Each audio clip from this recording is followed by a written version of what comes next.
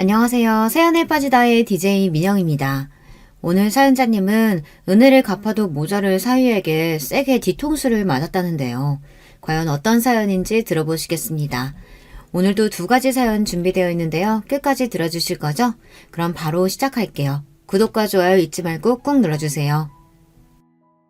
안녕하세요. 저는 곧 70대를 앞둔 할머니예요. 저는 20대에 남편을 만나 결혼해서 아들 하나, 딸 하나를 낳았어요. 시부모님의 성화에 저는 아이를 낳아 키우는 게 뭔지도 모르면서 결혼하고 얼마 되지 않아 덜컥 아이부터 가졌습니다. 시부모님은 동네에서 제일 큰 방앗간을 하고 있었는데 맏며느리였던 제가 아들을 낳으면 제 남편에게 방앗간을 물려주신다고 했어요. 나는 장남이라고 무조건 다 물려주고 그러는 사람 아니다. 우리 방앗간이 어떻게 키워온 가게인데 아무한테나 줄 수는 없지. 무조건 대를 이어서 방앗간 이어갈 자식한테 물려줄 거야. 당시에 저는 방앗간의 방자도 몰라서 방앗간을 물려받을 생각도 없었는데 남편이 시어머니의 방앗간을 물려받고 싶어 해서 저도 다른 방법이 없었습니다. 방앗간만 물려받으면 우리 자식들의 그 자식들까지 대대로 먹고 사는 거야. 걱정 없다니까. 처음엔 저도 남편 말이 허풍인 줄 알았어요. 그런데 결혼하고 나서 보니 방앗간 규모가 크기는 크더군요. 얼마나 큰지 방앗간에 직원도 10명이 넘었어요. 저는 남편의 바람대로 아들을 낳았습니다. 시어머니는 처음 약속하신 대로 저와 남편에게 방앗간을 물려주겠다고 약속하셨어요. 그렇게 저와 남편은 아이를 낳자마자 방앗간에 매일 출근해서 시어머니에게 일을 배웠습니다. 남한테 돈 받고 파는 일에는 절대 재료 아끼는 거 아니다. 주인이 아끼기 시작하면 단번에 단골들이 알기 시작하는 거다. 경기가 좋지 않을 때 제 딴에는 원재료비를 좀 아껴볼까 싶어서 이런저런 아이디어를 내 시어머니에게 말씀드린 적이 있었는데 시어머니에게는 씨알도 먹히질 않았습니다. 시어머니는 아무리 경기가 좋지 않아도 오래전부터 내려온 방식 그대로를 고집하셨어요. 저는 언제나 시어머니에게 인정받고 싶었습니다. 제가 봐도 시어머니는 멋지고 대단해 보였기 때문에 하나라도 더 배우고 칭찬받고 싶었어요. 그래서 뭐든 잘하려고 노력했습니다. 하지만 시어머니는 저를 단순히 방앗간을 이어받을 당신의 아들의 아내 정도로만 생각하셨어요. 그 시대의 며느리는 아들의 시중이나 들고 손자나 순풍 낳아주면 그걸로 됐으니까요. 큰아들을 낳고 저는 방앗간 일에 육아에 바쁘게 지내느라 더 아이를 갖지 않았어요. 저는 가족들이 그렇게 바라던 아들을 하나 낳았으니 제가 며느리로서 할 도리는 끝이 났다고 생각했습니다. 저는 아들 하나 잘 키우면서 방앗간 일이나 열심히 해야지 싶었거든요. 그런데 시어머니의 생각은 그렇지 않았습니다. 우리 장남 아직 젊고 건강한데 어찌 아들 하나 덜렁 낳고 둘째 낳을 생각을 안 하냐? 후딱 나이 들기 전에 둘은 더 낳아야지. 그때 첫째 아들 나이가 벌써 4살이었고 남편 나이가 30이 넘었어요. 저도 마찬가지고요. 나이도 나이였지만 사실 가장 큰 이유는 저에게는 영 아이 키우는 게 적성에 맞지 않는다는 겁니다. 매일 똑같이 먹이고 재우고 입히는 일이 저에게는 힘만 들고 맞지 않았어요. 그래서 더는 아이를 낳고 싶지 않았습니다. 하지만 그 시대에 어디 제 마음대로 할 수 있는 게 있겠어요. 부모님 말씀 잘 듣기로 유명한 남편이 가만히 있을 리 없었습니다. 남편은 시어머니 말처럼 매일 밤 아들을 하나만 더 낳자고 쫄랐어요. 사실 처음엔 남편이 아무리 졸라도 아이를 낳을 생각이 없었습니다. 그래서 남편에게 싫다고 이야기했어요. 저는 아이를 키우는 것보다 방앗간 일이 더 재밌다고, 저에게 자식은 아들 하나면 충분하다고요. 그런데 며칠 뒤 저는 방앗간 일을 하다 말고 시어머니께 불려갔습니다. 네가 일찍이 아들 좀 하나 낳았다고 우리 집에 시집은 본분을 잊고 정신을 못 차리는 것 같은데 네가 내 집에서 먹고 자는 이유는 딱 하나. 우리 집안 대를 잇기 위해 들어온 거야. 네 남편이 방앗간 주인 된다고 해서 너까지 이 방앗간 안주인은 아니라는 거다. 어디 네 주제에 멋대로 애를 낳네만의 결정을 해. 내 아들이 시키는 대로 해야지. 남편이 곳의 시어머니에게 제가 아이를 더는 낳지 않겠다고 했다고 일러바쳤는지 저는 그날 시어머니에게 끌려가 장장 2시간 동안 호통을 들어야 했습니다. 제가 이 집 며느리인 건 맞는데요. 씨바지처럼 애만 낳아드리려고 결혼한 건 아니에요. 저도 이 집안의 일원으로서 제가 할 일을 하고 싶은 것 뿐이라고요. 듣다 저도 억울하고 속상해서 결혼하고 처음으로 시어머니에게 말대꾸라는 걸 했습니다. 역시나 시어머니는 제 말에 얼굴 표정이 싹 달라졌습니다. 너 말 잘했다. 네가 이 집안 일원으로서 해야 할 일이 바로 그 씨바지야. 네가 잘 알고 있네. 괜히 되지도 않는 소리 하지 말고 당장 내일부터 너는 방앗간에 나오지 마라. 앞으로 너는 우리 집 씨바지로서 역할만 하라고. 제가 씨바지가 되겠다고 씨바지 소리한 게 아니에요. 그런데 시어머니는 저더러 앞으로 씨바지로서만 살라네요. 그날 저는 너무 속상해서 시어머니 앞에서 눈을 부라리며 펑펑 눈물을 쏟았습니다. 제가 뻘개진 눈으로 펑펑 울어대도 시어머니는 눈 하나 깜빡하지 않으셨지만요. 그날 이후 저는 방앗간에 갈 수 없었습니다.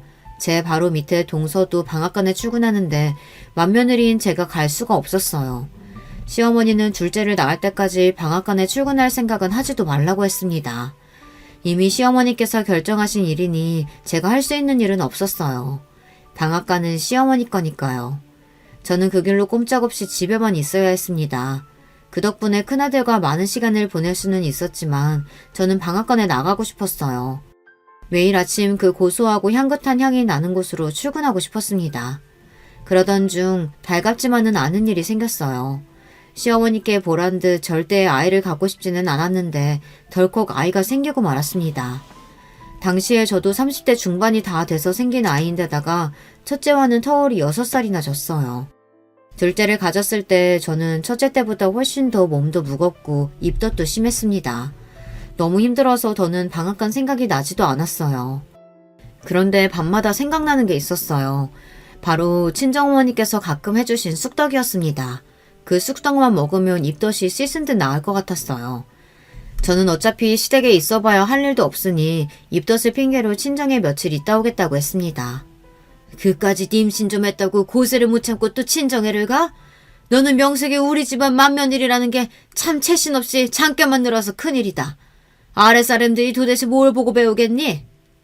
아이고 당신도 참 애 갖기 전에는 방앗간에도 얼씬 못하게 했으면서 이제 애도 가졌는데 그만 구박하고 하고 싶은 대로 하게 좀 냅둬. 어이씨구 며느리 사랑은 시아버지라더니 이 논팽이 같은 인간이 웬일로 집안일에 신경을 다 쓴대? 괜히 애 가졌다는 핑계로 친정에 눌러앉을 생각하지 말고 딱 3일만 있다가 와. 웬일로 시아버지께서 제 편을 들여주신 덕분에 저는 친정에 다녀올 수 있었습니다. 그런데 그때 친정에 가지 않았으면 큰일 날 뻔했어요. 그때 친정에 다녀온 이후 제 인생은 순식간에 달라졌으니까요. 무슨 일이냐고요? 저희 친정엄마가 해주신 쑥떡을 먹고 나서 저는 정신이 번쩍 들었습니다. 제가 지금까지 너무 멍청했었다는 걸 깨닫게 됐어요. 제가 방앗간 일을 좋아했던 건 방앗간이 아니라 제 일을 할 수 있다는 게 좋았던 거예요.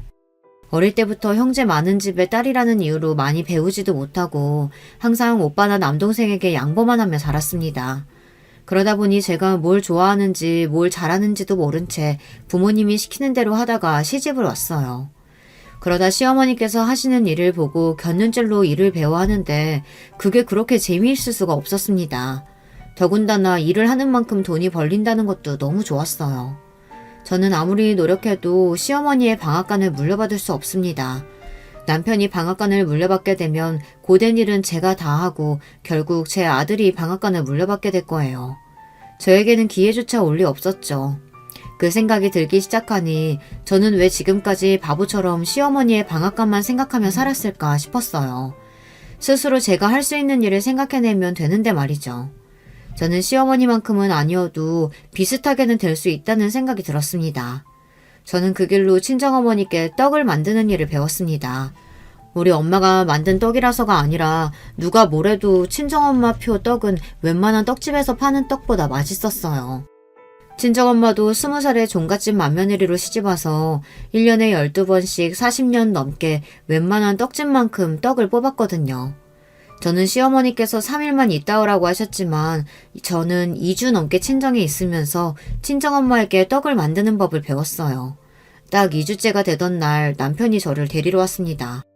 3일만 있다 온다던 사람이 되지도 않는 핑계를 대면서 집에 오질 않으면 어떡해. 어머니 화 많이 나셨으니까 빨리 짐부터 싸. 내가 우리 집 왔다가 간다는데 혼나고 말고 할 게 뭐가 있어? 내가 애야? 이 여자가 느지막하게 임신하더니만 뭘 잘못 먹었나? 도대체 왜 이래? 빨리 일어나서 침 안 써? 저는 남편의 성화를 이기지 못하고 결국 2주 만에 시댁에 돌아와야 했습니다. 저는 시댁에 돌아와서도 곧바로 집에서 혼자 떡을 만들며 공부를 했습니다. 생각보다 떡 만드는 게 재밌고 적성에 맞더라고요. 그리고 시간만 나면 아들과 친정어머니를 모시고 여기저기 유명한 떡집을 찾아다녔어요. 그러면서 유명한 떡집이 왜 유명해질 수 있었는지 연구했습니다. 사실 저는 어릴 때부터 엄마의 사랑을 많이 받지는 못했어요. 그 시대 사람들이라면 다들 비슷하겠지만 저도 3남매 중 둘째인데다가 위로는 오빠, 아래는 남동생이라 중간에서 치여 많은 관심을 받지는 못했죠. 큰아들을 데리고 엄마와 여기저기 떡집을 다니던 그때가 그래도 제 인생 통틀어 친정엄마와 제일 가깝게 지낼 수 있는 시기였어요.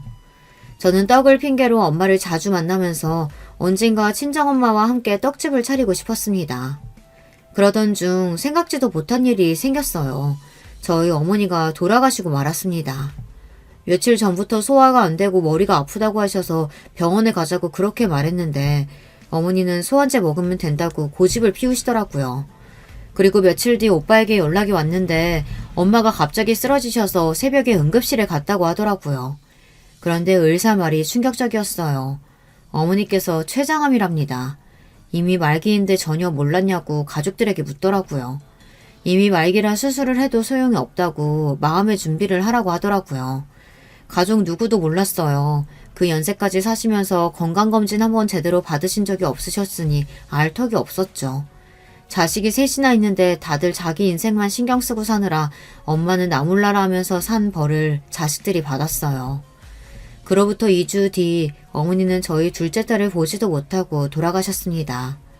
어머니가 돌아가셨을 때 저는 너무 힘들었습니다. 특히 시어머니 때문에 더 힘들었어요. 때마침 제가 둘째를 임신 중이었잖아요. 시어머니께서 임신한 사람은 장례식장에 가는 게 아니라고 장례식장에 못 가게 하셨습니다. 거기다가 남편과 시댁 식구들 모두 안 가겠다고 하셨어요. 엄마, 아무리 그래도 나라도 갔다 와야지. 장모님이 돌아가셨는데 우리 집에서 아무도 안 가면 안 되지. 얘가 모르는 소리 하고 있어. 집안에 임신한 사람 있으면 절대 장례식장 가면 안 되는 거 몰라? 순간 저는 눈이 휙 뒤집혔습니다. 임신한 사람은 항상 몸을 조심해야 해서 장례식장에 가면 안 된다는 소리는 들은 적이 있기는 하지만 그거야 남의 장례식이죠. 제 어머니가 돌아가셨는데 못 가게 하는 건 도무지 참을 수가 없었습니다. 엄마가 돌아가셨는데 그깟 미신이 무슨 상관이에요. 저는 엄마 장례식장에 갈 테니까 어머니는 알아서 하세요. 저는 시어머니의 말을 무시하고 집을 나섰습니다. 시어머니와 남편이 따라 나오는 소리가 들렸지만 저는 무작정 택시를 잡아타고 장례식장으로 갔어요. 저는 장례식장을 가는 내내 눈물이 멈추지 않았습니다. 바로 얼마 전까지 제 손을 꼭 잡고 함께 여기저기 돌아다니던 엄마가 이렇게 갑자기 허망하게 가실 거라고는 생각도 못했어요. 저는 장례식장 앞에 도착해 내렸습니다. 그런데 그때 어느새 저를 따라온 시어머니와 남편이 저를 붙잡았어요. 애민아, 어디 감히 버릇도 없이 시어머니 말을 무시하고 네 멋대로 행동해? 너희 친정에서 이따위로 가르치디? 시어머니는 아무리 옛날 사람이라고 해도 그렇지 해도 너무했습니다. 사람이 할 말이 있고 못할 말이 있는 건데 바로 몇 시간 전에 어머니를 잃은 며느리에게 어떻게 친정을 운운할 수가 있는지 모르겠어요. 저는 그 순간 될 대로 되라였습니다. 시어머니든 남편이든 누구도 제 앞을 가로막을 수 없었습니다. 어머니 나오세요. 제가 제 어머니 마지막 가는 길 모시겠다는데 어머니가 무슨 권리로 이러세요? 뭐야? 이게 아주 오냐오냐 했더니만 네가 아주 눈에 뵈는 게 없구나. 숙자야, 너 안 들어가고 여기서 뭐 하는 거야? 그때였습니다. 저희 어머니의 비보를 듣고 온 친구가 저를 보고 다가왔어요. 그 친구가 워낙 동네에서 머리 좋기로 유명한 친구였어요. 초, 중, 고 내내 전교 1등만 하더니만 우리 동네에서 최초로 여자 검사가 된 대단한 친구입니다. 이런 총구석에서 여자 검사가 나왔으니 동네방네 현수막까지 걸고 난리도 아니었죠. 그 친구를 보자마자 저도 모르게 눈물이 왈칵 쏟아질 것 같았어요. 애 키우고 사느라 정신없어서 몇 년 동안 보지도 못했는데 어머니가 돌아가시고 나서야 만나게 되니 더 마음이 좋지 않더라고요. 왔구나. 여기 우리 시어머니신데 사실은 내가 둘째 임신했다고 어머니께서 장례식장에 가는 걸 걱정하시네. 저는 친구에게 대충 상황을 설명하고 시어머니에게 인사를 시켰습니다. 그런데 그때였어요. 친구가 제 이야기에 미간을 살짝 찌푸리더니 시어머니의 말이 이해가 되지 않는다는 듯 고개를 기울이더군요. 어머니, 제가 이 동네에서 최초로 여자 검사예요. 얼마나 머리가 좋은 사람인지 딱 봐도 아시겠죠? 제가 살다 임신을 했든 안 했든 자식이 부모 장례식장에 못 간다는 얘기는 들어본 적이 없습니다. 안 그래도 속상한데 괜히 쓸데없는 미신에 서로 속 시끄럽게 하지 말고 빨리 들어가시죠. 역시나 머리가 좋은 사람은 뭐가 달라도 달랐습니다. 검사 친구는 단번에 시어머니를 눌러버리고 저를 데리고 장례식장 안으로 들어갔어요. 시어머니는 뒤에서 연신 궁시렁거리셨지만 저와 친구는 아랑곳하지 않았습니다. 저는 그 친구 덕분에 장례를 무사히 치르고 집에 돌아올 수 있었어요. 지금도 그때를 생각하면 제가 왜 바보처럼 굴었나 싶습니다.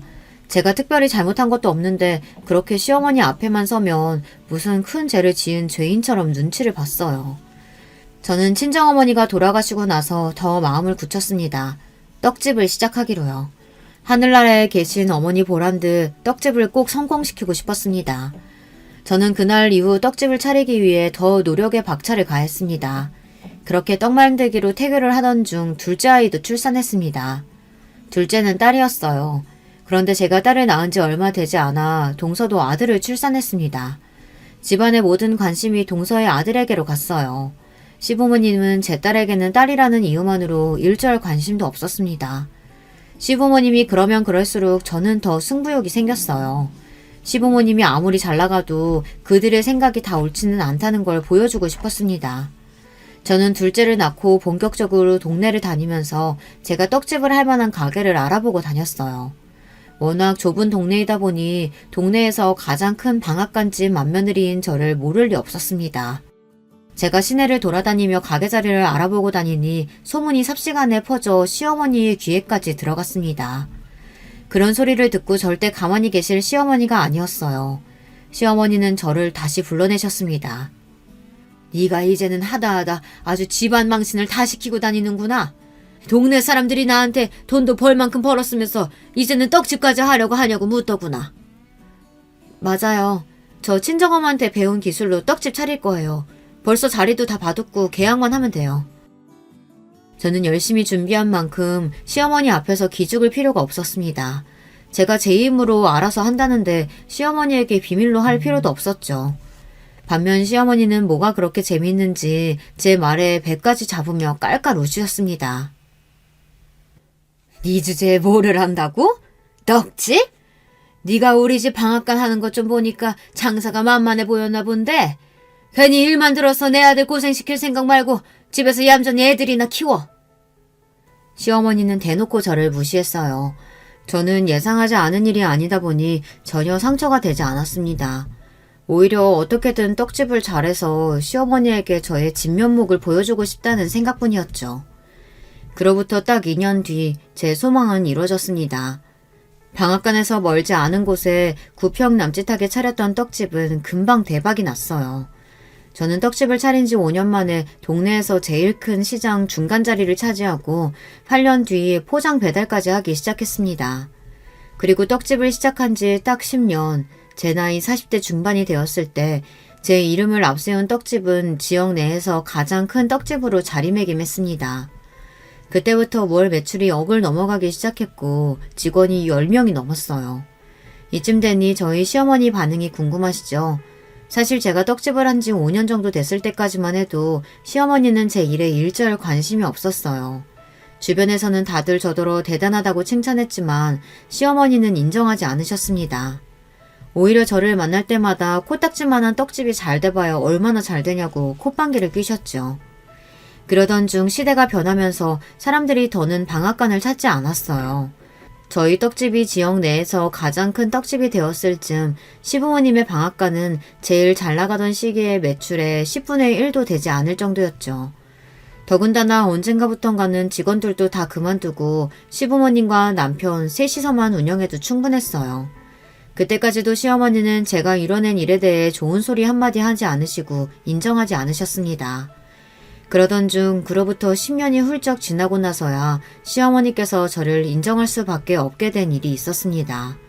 저희 딸 아들이 훌쩍 자라 성인이 되고 나서 자식들이 제 일을 도와주기 시작했어요. 아들은 서울에서 직장을 다니면서도 우리 떡집 홈페이지를 관리하며 온라인 판매를 도와줬고, 딸은 제 옆에서 떡 만드는 걸 열심히 배우면서 떡집 홍보에도 열성이었습니다. 그 덕분인지 우리 떡집이 어느새 유명세를 치러서 방송국에서까지 찾아왔어요. 텔레비전에 우리 떡집이 나오는 모습을 보고 나서야 시어머니께서 제게 한마디 하셨습니다. 그때 시어머니 연세가 8순을 바라보고 계셨어요. 네가 젊어서부터 그렇게 고집부리더니만 결국은 해내는구나. 대단하다, 대단해. 웃음기라고는 없이 무뚝뚝하게 굳은 얼굴로 이야기하셨지만 저는 알아요. 그게 시어머니 표 칭찬이라는 걸요.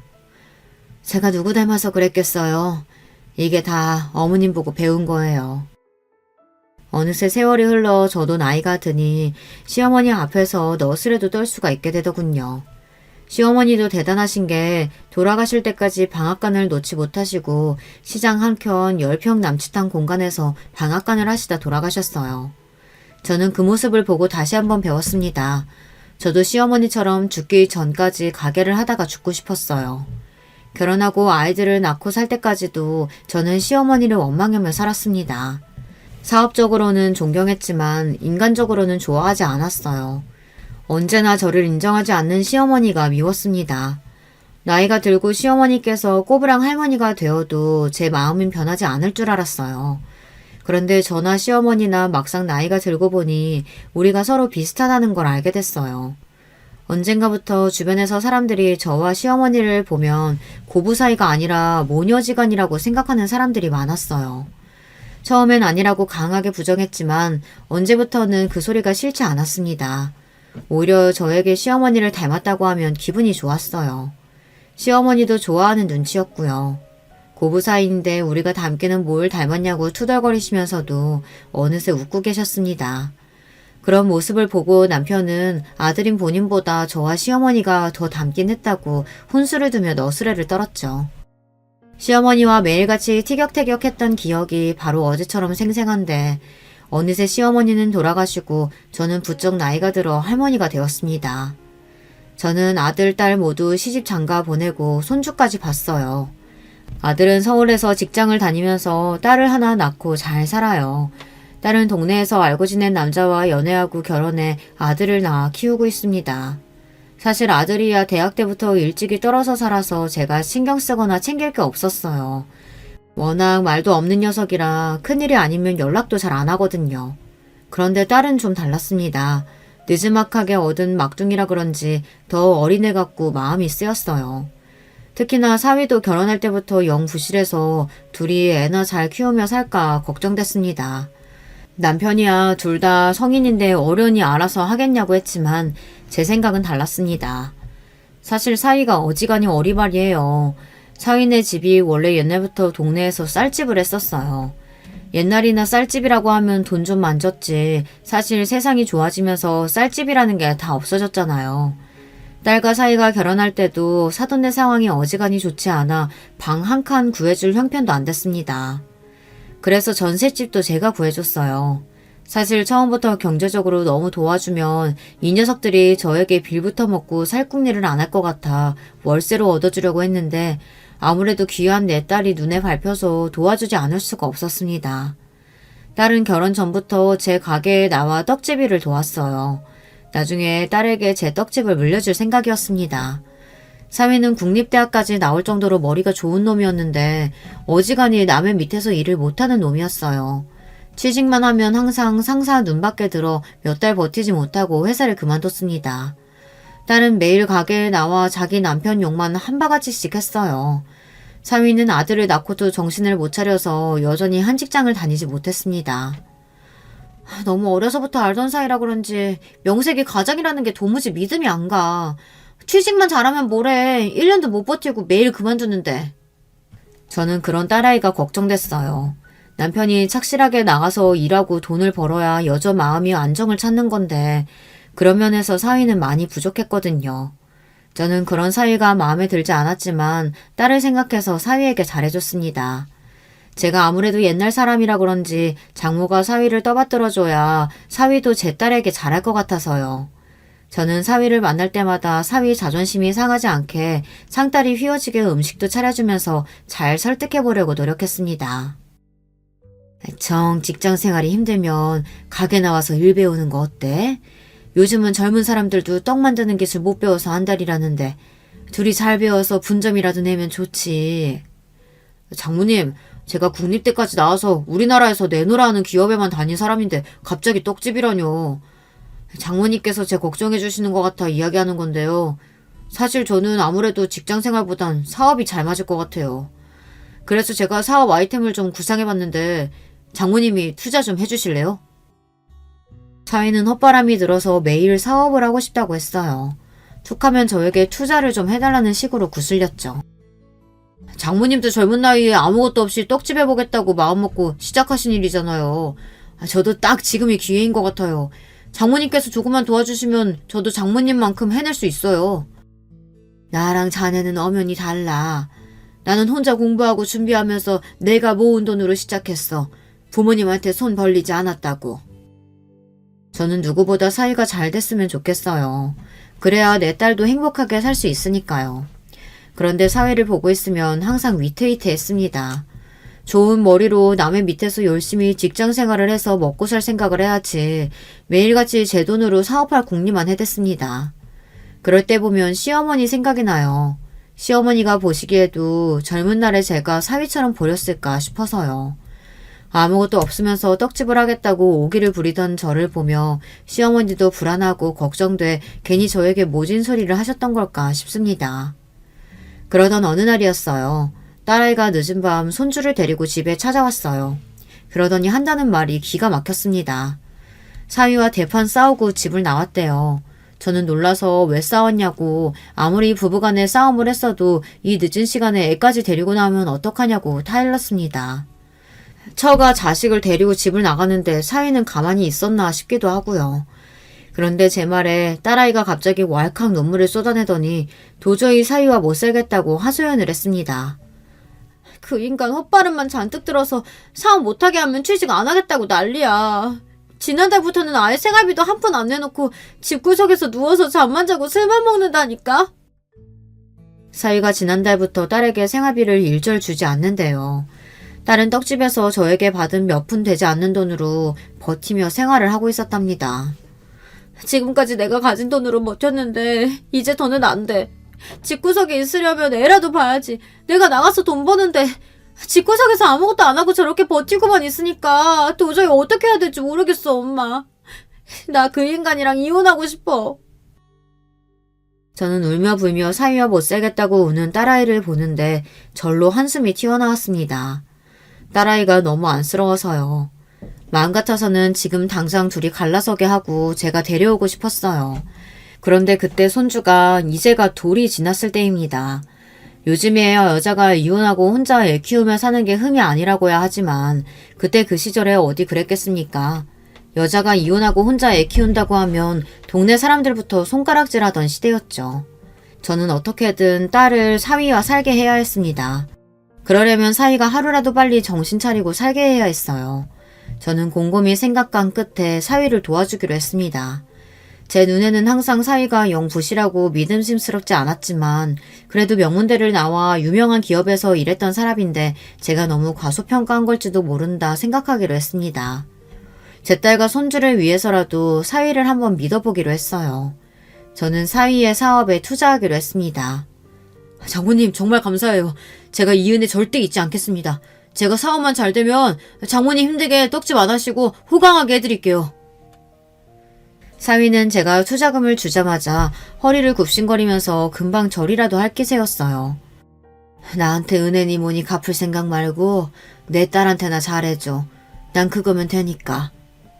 저는 다시 한번 사위에게 신신당부했습니다. 사업을 한다는 게 마음먹은 것처럼 쉬운 일이 아니니 뭐든 신중하게 생각하고 결정하라고 했어요. 그 자리에서야 사위는 무조건 제 뜻대로 하겠다고 충성을 맹세했죠. 그래도 정말 다행인 건 제 투자금으로 시작한 사위의 회사가 승승장구했다는 겁니다. 처음엔 사위가 친구랑 둘이 동네에 작은 사무실을 하나 얻어 시작했던 사업이 어느새 건물 통째로 하나가 사위 회사가 됐습니다. 그 건물 앞을 지날 때마다 저는 밥을 안 먹어도 배가 불러요. 보기만 해도 속이 든든하거든요. 저는 그 건물을 볼 때마다 안도의 한숨을 쉬고는 합니다. 저렇게 대상화할 인재를 못 알아보고 사업에 투자를 안 했으면 어땠을까 해서요. 사위 사업이 잘 돼서 저야 좋기야 너무 좋아요. 주변에서 다들 부러워하기도 하고요. 그런데 걱정되는 게 한 가지 있었습니다. 바로 제 딸이었어요. 이제 잘 나가는 회사 사모님도 되었으니 마음 좀 편하게 먹고 살아도 될 텐데 자꾸만 떡집에 일하러 나와요. 물론 남편이 돈을 잘 벌어도 평생 해온 일이니 일하고 싶은 마음도 이해합니다. 그런데 딸아이가 손주를 낳고 나서 건강에 좀 이상이 생겼어요. 출산하고 얼마 뒤에 자꾸만 빈혈이 있어서 병원에 다녔는데 알고 보니 갑상선 기능 저하증이라고 하더라고요. 큰 병은 아니었지만 증상이 다양해서 수술도 해야 하고 관리도 평생 해야 했어요. 수술하고도 조금만 피곤하면 금방 재발되어서 고생이 많았습니다. 그런 와중에 엄마를 돕겠다고 자꾸 떡집에 나오니 저는 걱정을 안 할 수가 없었죠. 돈이 없어서 생활이 안 되는 것도 아니니 저는 딸이 이제 일은 좀 내려놓고 쉬었으면 하는 마음이 있었습니다. 그런데 딸이 어딘가 좀 이상했어요. 그렇게 걱정하던 남편이 돈도 잘 벌고 손주도 잘 크고 있는데 볼 때마다 애가 기운이 없고 우울해 보였습니다. 저는 그럴 때마다 걱정이 돼서 어디 아픈 거 아니냐고 병원에 가봐야 하는 거 아니냐고 했는데 딸은 괜찮다고만 했어요. 저는 괜찮다는 말이 참 싫습니다. 저희 친정엄마가 매일 그렇게 괜찮다고만 하다가 암인 줄도 모르고 하루아침에 돌아가셨잖아요. 저는 그래서 누가 먼저 말하지 않아도 몸이 조금만 이상하다 싶으면 알아서 병원에 가서 싹 검사를 합니다. 나중에 문제 생기면 결국은 자식들이 다 고생이니까요. 그런 저를 보고 자랐으면서도 딸은 본인 몸을 잘 챙길 줄 몰랐어요. 딸을 보고 있으면 꼭 우리 친정엄마를 보고 있는 것 같았습니다. 항상 본인보다 자기 아들이나 남편이 먼저였어요. 딸은 매일 새벽같이 떡집에 나오면서도 남편 아침밥을 꼭 차려주고 나와요. 사위가 사장이라 출퇴근 시간도 자유로워서 손주를 유치원에다 데려다줘도 되는데 본인이 꼭 새벽에 나오면서 자는 애를 차에 태워 새벽에 나옵니다. 제 자식이라 그런지 저는 그런 딸만 보면 안쓰러워요. 그러다가 한 번은 접촉사고가 나서 놀란 적도 있었거든요. 저는 걱정이 돼서 딸에게 집에서 쉬다가 천천히 나와도 된다고 하는데도 꼭 고집을 부리면서 새벽에 나와요. 딸에게 이야기를 해봐야 항상 제 생각을 해서 무리를 하니 저는 아예 사위에게 이야기했습니다. 자네, 사업도 이제 자리 잡았는데 이제 가족들 좀 챙기면서 쉬엄쉬엄 일하면 어떤가? 내가 요즘 수영이가 너무 걱정돼서 통 잠을 못 자. 몸도 안 좋은데 그렇게 가게에 나오지 말라고 해도 애가 고집을 피우네. 자네가 수영이한테 이제 좀 집에서 쉬면서 내조나 좀 하라고 이야기해줘. 딸이 제 이야기는 안 들어도 자기 남편 말은 들을까 싶어 사위에게 부탁했습니다. 그런데 사위가 하는 말이 어이가 없었어요. 장모님은 본인 딸이면서 그 사람 성격도 모르세요. 무조건 자기 손으로 다 해야 직성이 풀리는 사람이에요. 그렇게 피곤하게 사니까 그런 이상한 병에도 걸리는 거죠. 저는 순간 제가 말을 잘못 들었나 싶었습니다. 그렇지 않고서야 자기 아내가 아픈데 저딴 소리를 할 수가 없었죠. 물론 제 딸이 고생을 사서 하는 성격이기는 해요. 하지만 제 딸이 그렇게 된 건 사위 책임이 없지 않습니다. 사위가 지금에야 사업에 성공해서 잘 나가고 있지만 바로 몇 년 전까지만 해도 직장도 없이 제 딸에게 빌부터 살았으니까요. 저는 가만히 듣다가 기가 막혀서 사위에게 그게 무슨 소리냐고 호통을 쳤습니다. 자네, 그게 지금 무슨 소린가? 수영이 걔가 애 낳고 혼자 육아하면서 일하느라 고생해서 그런 병에 걸린 거지. 무슨 성격 때문에 걸려? 그때 자네가 조금만 정신 차리고 일하면서 우리 수영이 도와줬으면 그런 병에 안 걸렸어. 저도 사위에게 모진 소리 하고 싶지 않았지만 저도 모르게 화가 나니 마구 말이 쏟아졌습니다. 하지만 제 말이 사실이었어요. 딸내미가 손주 나올 때 사위 녀석이 직장이라는 직장은 다 때려치우고 집에서 백수짓 하느라 내 딸내미가 혼자 고생하다가 병을 얻은 거니까요. 장모님 또 그 소리 하시는 거예요? 그때가 언젠데. 다 지난 옛날 얘기 도대체 언제까지 하실 거예요? 질리지도 않으세요? 사위는 지금 좀 잘 나간다고 지난 일은 아예 없었던 일처럼 굴었습니다. 본인이 바로 얼마 전까지 처자식 고생시켰던 건 까마득하게 잊고 제 딸이 문제가 있는 것처럼 말했어요. 제 사업이 잘 된다고 해서 제가 집에서 애나 보고 있을 수는 없어요. 집안일이야 집에서 노는 사람이 하는 거지. 노는 사람? 지금 자네 수영이더러 하는 소리야? 장모님도 아시잖아요. 그 사람 평생 부잣집 딸로만 살면서 고생이라고는 모르고 살아가지고 조금만 힘들어도 죽는 소리하고 씀씀이도 큰 거요. 저는 사위가 하는 말 하나하나가 다 귀에 거슬렸어요. 사위는 바로 얼마 전 건물을 사기 전까지만 해도 저 정도로 딸아이를 무시하지는 않았어요. 그런데 돈 좀 벌더니만 기고만장해져서는 제 앞에서도 은근슬쩍 제 딸을 하는 일 없는 사람으로 취급했습니다. 더군다나 제가 딸을 오냐오냐 키워서 제 딸이 철이 없다는 식으로 몰아갔어요. 물론 제 딸이 어릴 때부터 고생이라고는 모르고 경제적으로 유복하게 자랐지만 그렇다고 남편이 번 돈 흥청망청 쓰는 애가 아니에요. 사위가 돈 좀 번다고 유세를 부리는 꼴이 더는 보기 싫어 저도 좋게 좋게 넘어갈 수가 없었어요. 자네, 누구 덕분에 그렇게 됐는지 잊었나? 내 딸이 지금까지 고생하고 산 덕분에 지금의 자네가 있는 거야. 나랑 수영이 아니었으면 자네 사업자금 누가 줬겠어? 저 사업 시작할 때 투자금 좀 주셨다고 또 생색내시는 거죠? 아유, 장모님이 이러니까 제가 장모님 앞에서는 무슨 말을 못해요. 사위는 제가 투자금 좀 줬다고 생색낸다고 투덜거리더니만 뒤도 안 돌아보고 집에 가버렸습니다. 저는 사위가 하는 꼴이 마음에 들지 않았지만 제가 더 말해봐야 뭐하겠어요. 다 자기 잘난 맛에 사는걸요. 저는 다 큰 딸과 사위의 일이니 더는 말하지 않기로 했습니다. 저까지 나서봐야 오히려 더 문제만 생기는 것 같아서요. 저는 다른 건 바라는 게 없어요. 딸과 사위가 싸우지 않고 잘만 살아주면 그걸로 충분했습니다. 그날 이후 저는 딸과 사위 일에 더 신경 쓰지 않으려고 했어요. 사실 사위 말이 다 틀린 건 아닙니다. 제가 딸을 과보호하면서 키우기는 했어요. 제가 딸이라서 부모에게 받지 못한 애정과 관심을 제 딸에게는 다 주려고 부단히도 노력했습니다. 그러다 보니 남편도 지금까지 저에게 왜 그렇게 다 큰 딸을 옆에 끼고 있냐고 시집가서 자기 가정을 꾸렸으면 알아서 살게 독립을 시켜야 한다고 했습니다. 그런데 저는 아직도 딸이 못 믿어요. 딸을 못 믿는 게 아니라 딸에게 힘든 일이 생기지 않았으면 좋겠어요. 혹시나 딸에게 힘든 일이나 어려운 일이 생기면 다 제가 해결해주고 싶어요. 하지만 저도 제 방식이 무조건 옳지 않다는 걸 시간이 갈수록 조금씩 알게 됐어요. 딸아이가 갑상선 기능 저하증으로 고생할 때 저는 딸아이가 아파하는 모습을 보는 게 너무 힘들어서 저까지 병이 날 지경이었어요. 저는 무슨 수를 써서든 딸의 병을 고쳐주고 싶었어요. 저는 갑상선에 좋다는 음식이며 약을 매일 사다 달랐고 잘 고친다는 병원이면 한의원도 다 알아봐서 몇 시간씩 걸리는 다른 지역까지 딸을 데리고 다니며 치료했습니다. 그때도 남편과 사이가 저에게 유난이라고 병은 의사가 고치는 거지 절대 제가 고칠 수는 없다고 했어요. 아이고, 누가 보면 딸이 죽을 병이라도 걸린 줄 알겠네. 수술만 하고 관리 잘하면 되는 병 가지고 아주 유난을 떤다. 내가 사위 보기가 부끄러워 죽겠다. 아버님 말씀이 맞아요, 장모님. 갑상선이라는 게 원래 성격이 예민하고 면역력이 약한 사람들이 걸리는 거예요. 괜히 그렇게 여기저기 싸돌아다니다간 더 병날 수 있어요. 아버지라는 인간이나 남편이라는 놈이나 다 똑같았습니다. 가족이 아프다는데 어떻게 저렇게 태연하게 굴 수 있는지 모르겠어요. 딸이 아프다는데 아비라는 인간이 말하는 것 좀 봐. 큰 병이든 작은 병이든 애가 아프다는데 부모가 돼서 어떻게 가만히 있어. 어떻게든 고쳐줘야지. 그리고 자네도 그렇게 말하는 거 아니야. 아내를 생각하면 어떻게든 낳게 해주려고 노력을 해야지.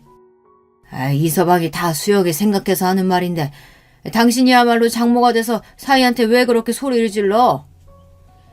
남편이라는 인간은 평생 도움이 되질 않았어요. 사위가 처음에 장가와서 제대로 된 직장도 없이 딸 고생시킬 때는 무슨 저런 애한테 딸을 시집 보내느냐고 노발대발 하더니만 사위가 사업이 잘 되기 시작하자마자 아주 사위 쪽으로 착 붙어서는 자기가 낳은 딸보다 사위 편을 들었습니다. 그런데 그때 일이 좀 있었어요. 저는 딸을 생각해서 유명하다던 한의원에서 약을 지어다 먹였는데 그 약이 딸이 치료를 받으며 먹는 약과 잘 맞지 않았는지 딸이 한 달 사이에 10kg가 찌고 말았습니다. 몸이 아파서 잘 먹지도 못했는데 약 부작용으로 몸이 부어서 완전히 다른 사람이 되어버렸죠. 그때 찐 살을 빼고 원래 몸으로 돌아오는데 몇 달이나 걸렸어요. 그러게 다 큰 자식 병원에서 알아서 치료받게 놔두라니까. 무식한 예편이가 괜히 나서서 일을 키워. 남편은 유난 떨다가 결국은 사고 칠 줄 알았다며 저에게 난리를 쳤어요. 수영아, 엄마가 너무 미안해. 엄마는 아는 사람이 그 한의원에서 지은 약 먹고 갑상선 저하증이 씻은 듯이 싹 좋아졌다길래 그 말을 철석같이 믿었지 뭐야. 제가 늙기는 늙었나 봐요. 얼마 전까지만 해도 한 번 들으면 금방 외울 정도로 정신이 말짱했고 젊은 사람들 말도 척척 알아들었는데 어쩌다가 이런 바보가 됐는지 남의 말만 믿고 딸애를 사지로 내몰았어요. 그나마 약 부작용이 몸이 붓는 거길래 망정이지 혹시나 갑상선 수치가 올라가기라도 했으면 정말 큰일 날 뻔했습니다. 엄마 괜찮아. 나도 잘 알아보지도 않고 좋다고 먹었는데 뭘. 안 그래도 운동하려고 했었는데 이 기회에 운동이나 좀 열심히 하지 뭐. 안 그래도 애 낳고 찐살 안 빠졌다고 매일 징징거렸는데 거기서 10kg가 더 쪘으니 저 살을 다 언제 뺀대. 남편이고 사위고 하는 말이 다 듣기 싫고 거슬렸지만 제가 지은 죄가 있으니 찍소리도 할 수 없었습니다. 그 이후로 딸 일에 관해 오지랖을 부리지 말아야지 다짐하고 또 했는데도 이게 생각처럼 쉽지가 않더군요. 딸한테 무슨 일만 생겼다 하면 가만히 있을 수가 없었어요. 그러던 어느 날이었어요. 웬만하면 딸내 일에 신경 안 쓰려고 몇 달 거리를 두고 지냈습니다.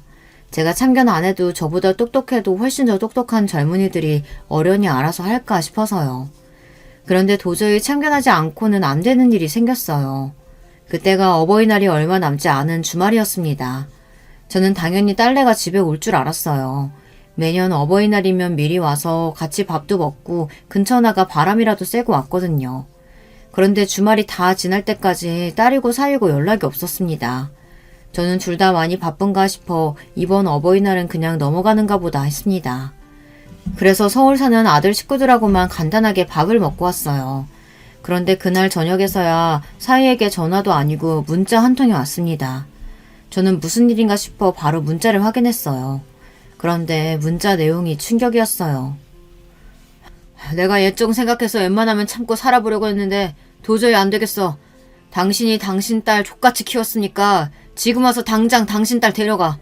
내가 당신 딸 반품할 거니까. 순간 저는 손이 부들부들 떨렸습니다.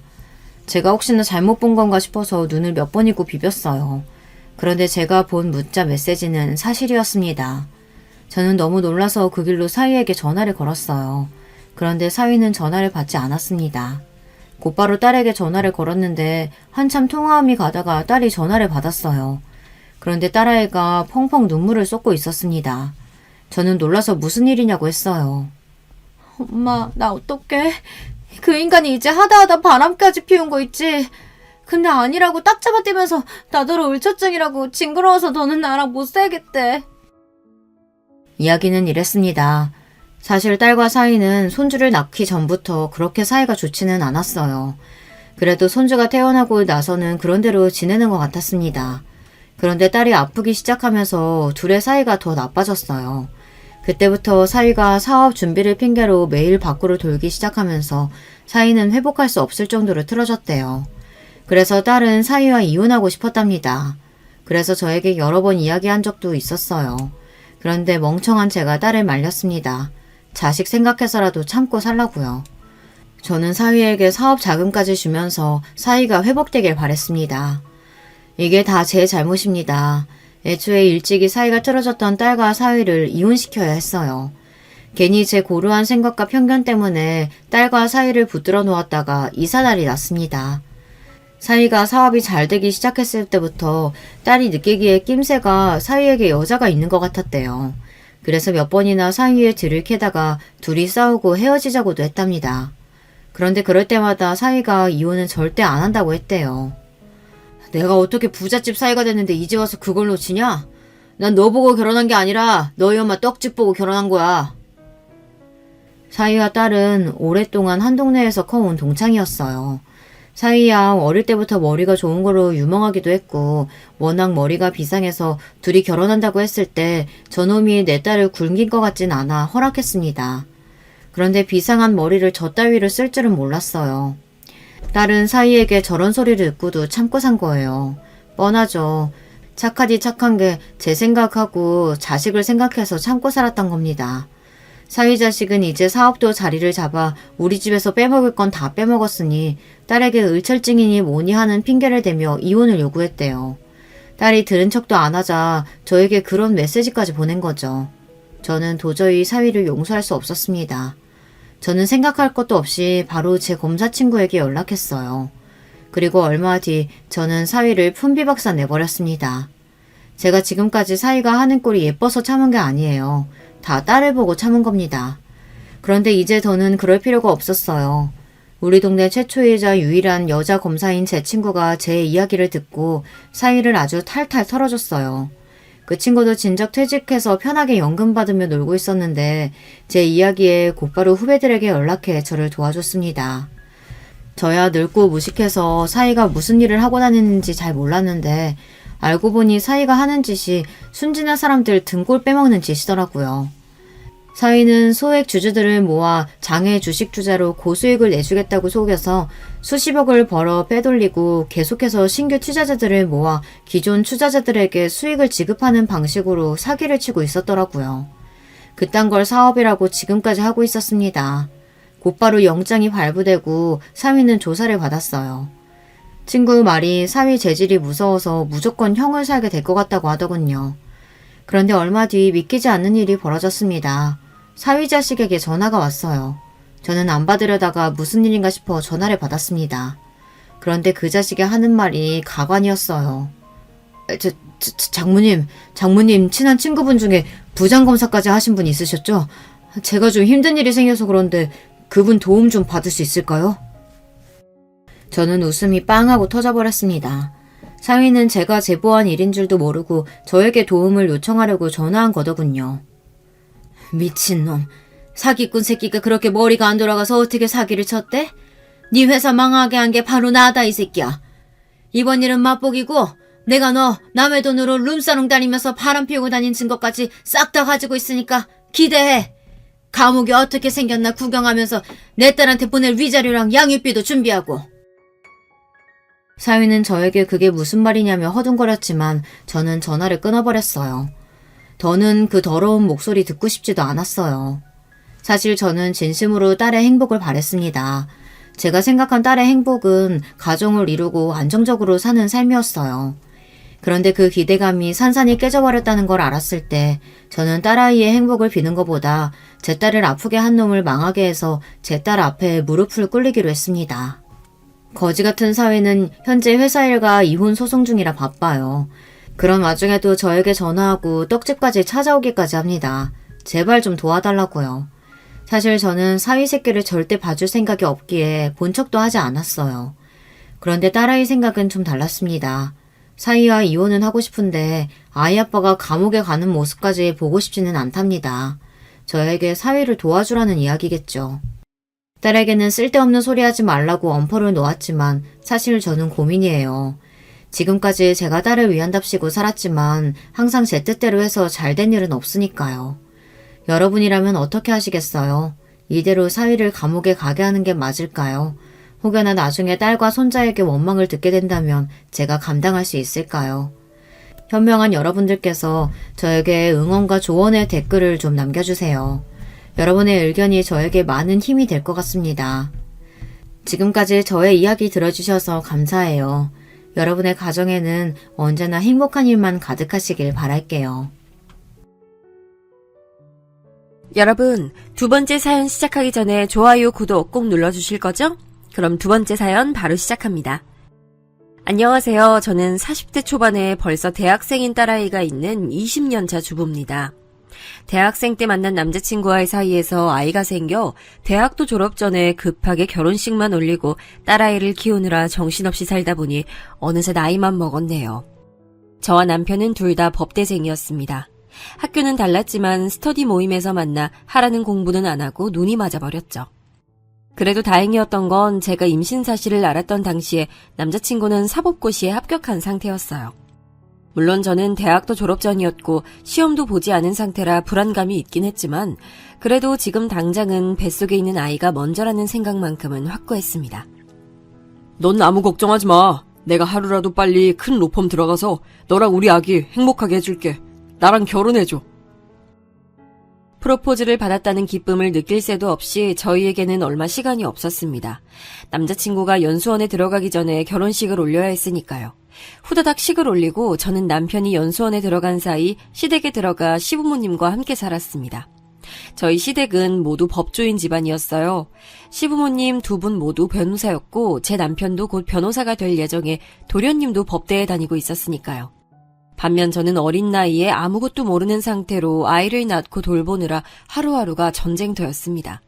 거기다 딸아이가 몸이 좀 약했어요. 태어날 때부터 선천적으로 심장이 약하게 태어나 초등학교 때는 학교에 가는 날보다 병원에 가는 날이 더 많았죠. 저는 아픈 아이를 돌보면서도 항상 바쁜 남편과 시부모님 내조를 하느라 한시도 쉴 틈 없이 지냈습니다. 시간이 얼마나 빠른지 어느새 저희 딸아이도 법대에 들어갈 정도로 시간이 흘렀네요. 저는 이제서야 제 스스로를 돌아볼 수 있는 시간이 생겼어요.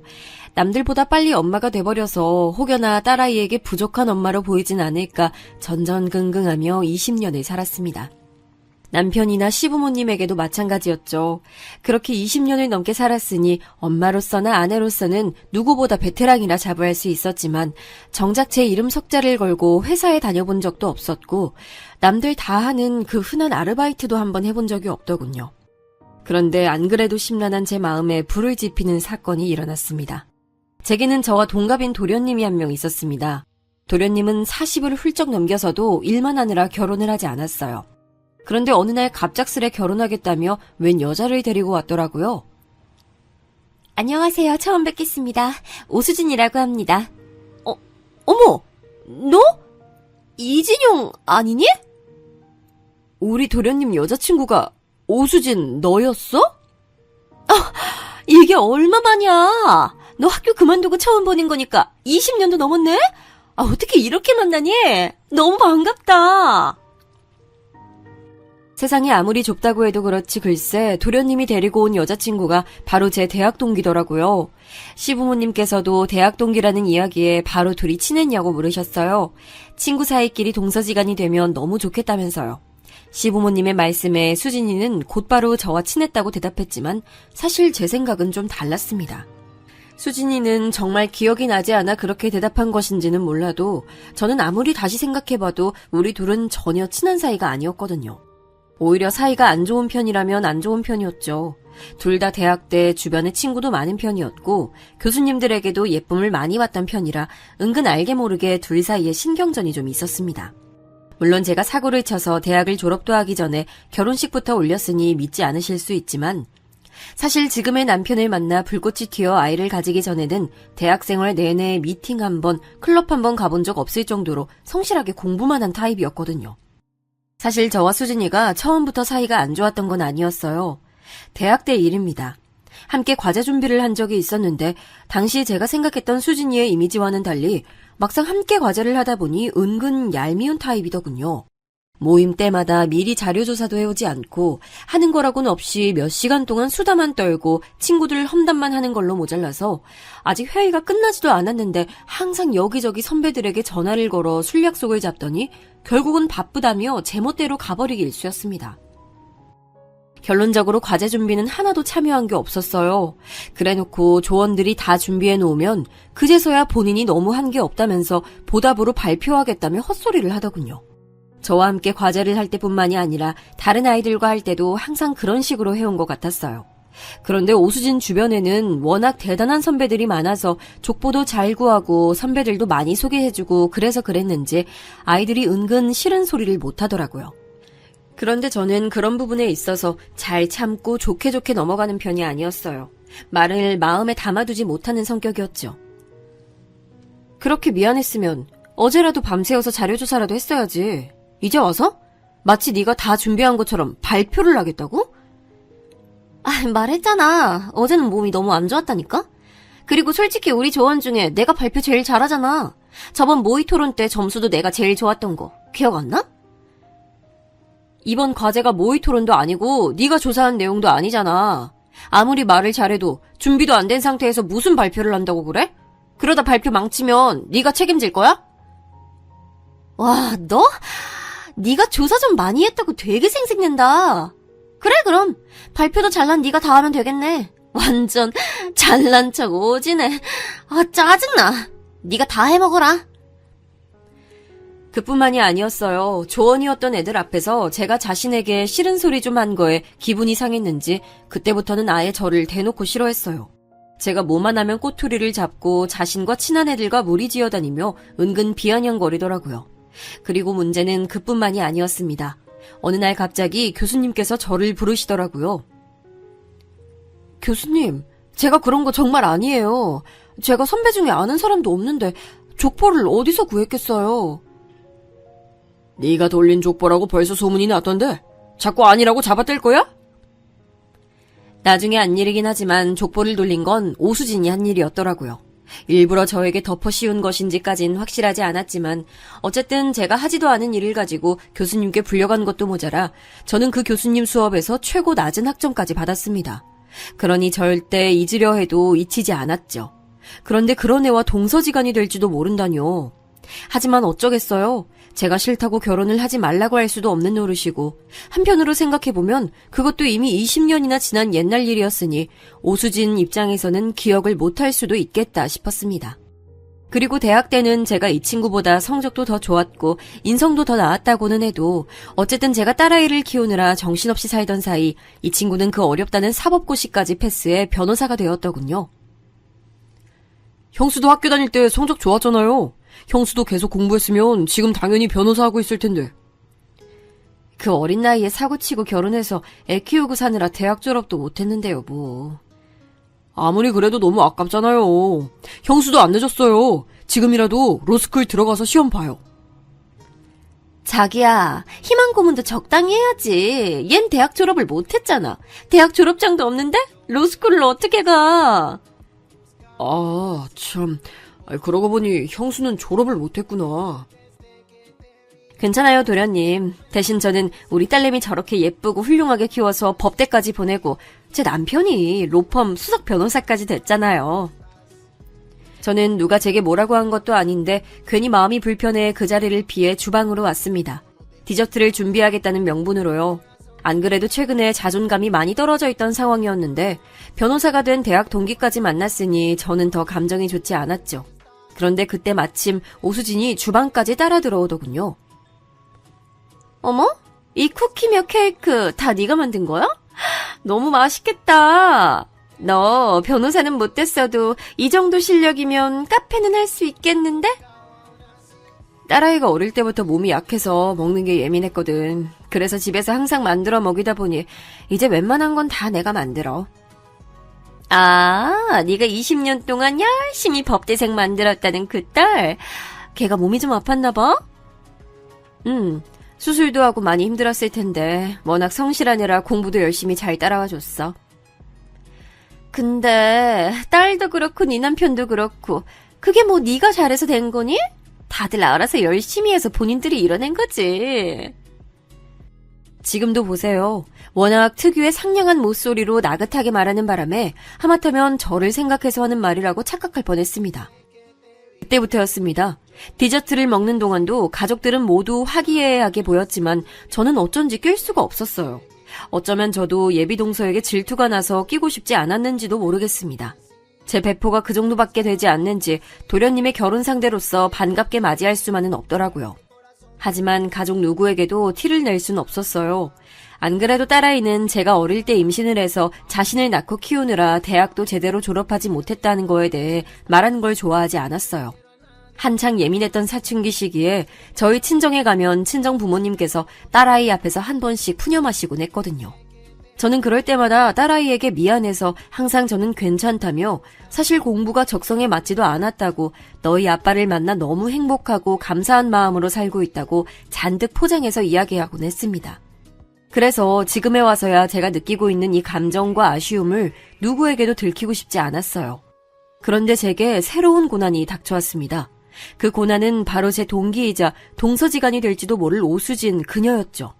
처음 인사를 왔던 날 저를 은근히 무시했다고 생각했던 제 촉이 역시나 틀리지 않았더군요. 어느 날이었습니다. 하루는 예비동서 오수진, 걔가 여자들끼리 모여서 즐거운 시간을 보내자며 저와 시어머니를 불러냈어요. 영화도 보고 맛있는 것도 먹자면서요. 저희 도련님을 많이 좋아하긴 하는지 저희 시어머니에게 잘 보이고 싶어 하는 것 같았어요. 영화도 미리 예매해놓고 식당도 예약해두었더라고요. 그런데 수진이가 회사 일이 바쁜지 영화를 보는 동안도 몇 번씩 회사에서 전화가 오더라고요. 그리고 예약해둔 식당에 가서도 몇 번이나 전화가 걸려왔어요. 그 모습을 보다 못한 시어머님은 아무래도 그냥 넘기기 힘드셨는지 결국은 말씀하시더라고요. 너희 로펌 다른 변호사들한테 듣기야 했다만 네가 그렇게 일 욕심이 많다며 아무리 일이 좋아도 몸 생각은 하면서 일해야지. 네, 그래야죠. 근데 아직은 일이 너무 재밌어서요. 한 살이라도 어릴 때 하나라도 더 많은 케이스를 경험해봐야 나중에 개소에서도 잘할 수 있을 것 같아서요. 예비동서는 아무래도 시어머니나 시아버지께서 모두 같은 변호사셨으니 누구보다 자신의 입장을 이해해 줄 거라 생각한 것 같았지만 사실 저희 어머님은 변호사 생활을 하시면서도 아들 둘을 살뜰히 키워내신 슈퍼맘이셨습니다. 그리고 항상 일보다는 가정이 먼저라 말씀하실 정도로 아들들을 사랑으로 키우셨죠. 그래서 제가 딸아이를 키울 때도 시어머니는 언제든지 일하고 싶다면 뭐든 도와줄 테니 말만 하라고 하셨어요.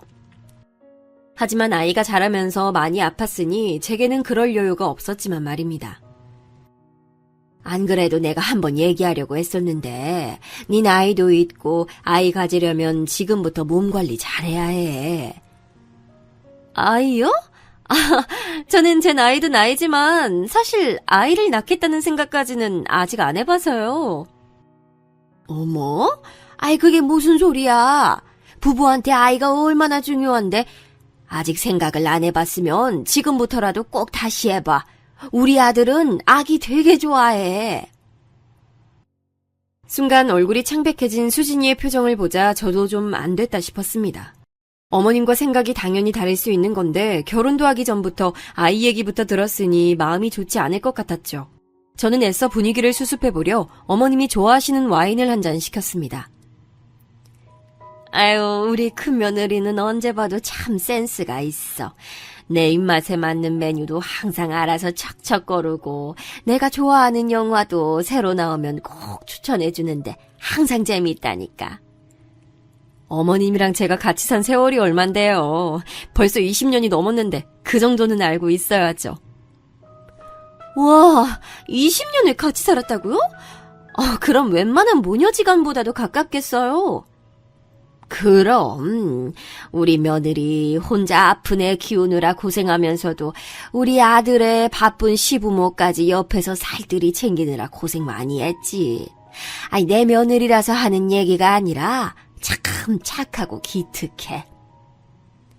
어머, 두 분 사이에 끼려면 제가 노력 많이 해야겠어요. 어머님, 저도 잘할게요. 많이 예뻐해 주세요.